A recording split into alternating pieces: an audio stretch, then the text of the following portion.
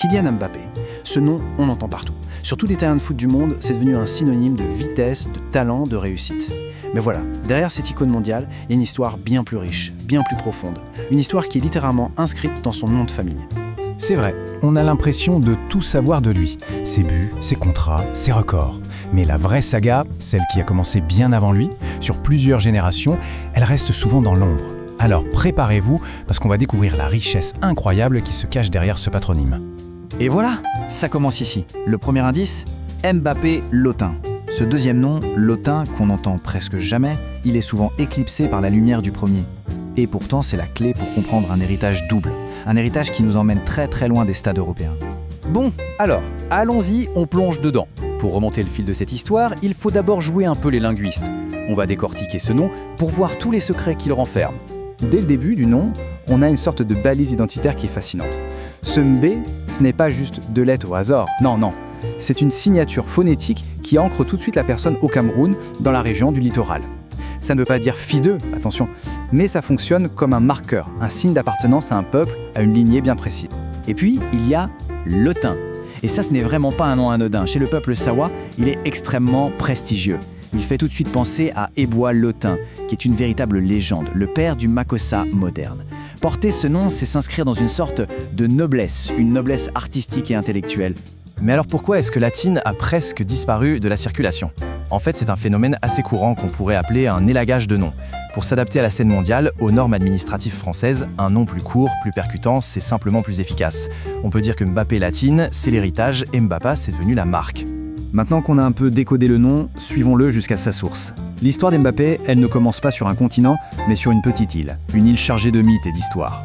Voilà le point de départ de tout. L'île de Djebalé, cette carte nous montre son emplacement qui est vraiment stratégique, dans l'estuaire du Wouri.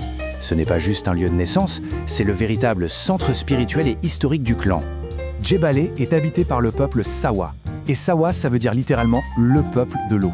Leur identité, leur culture, leur spiritualité, tout est intimement lié au fleuve qui les entoure.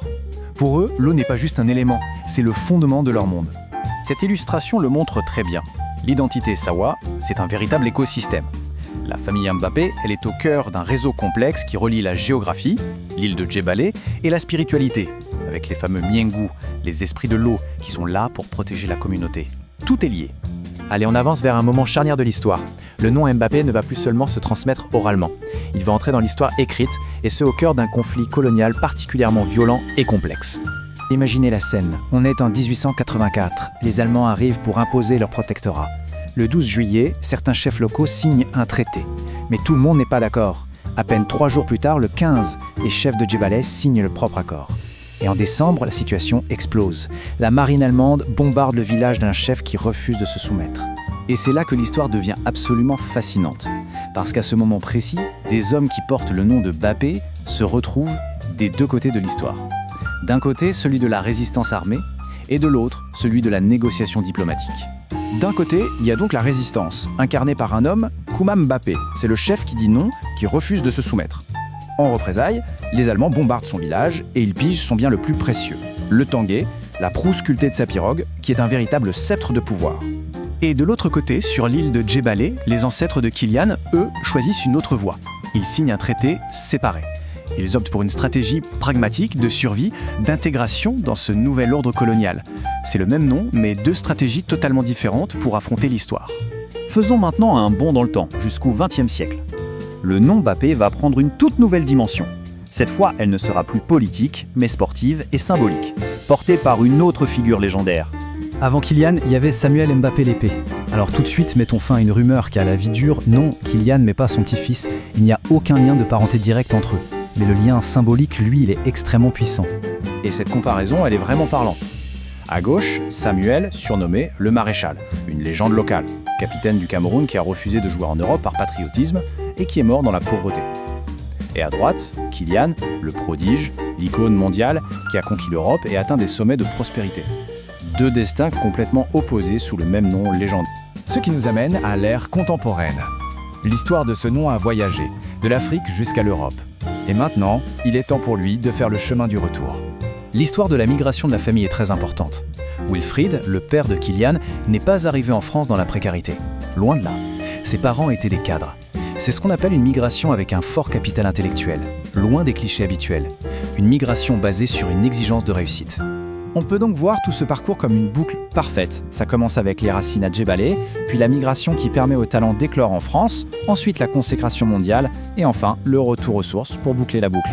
En juillet 2023, quand Kylian visite Djebbalé, ce n'est pas juste du tourisme, il est accueilli comme un dignitaire. Il finance la rénovation de l'école.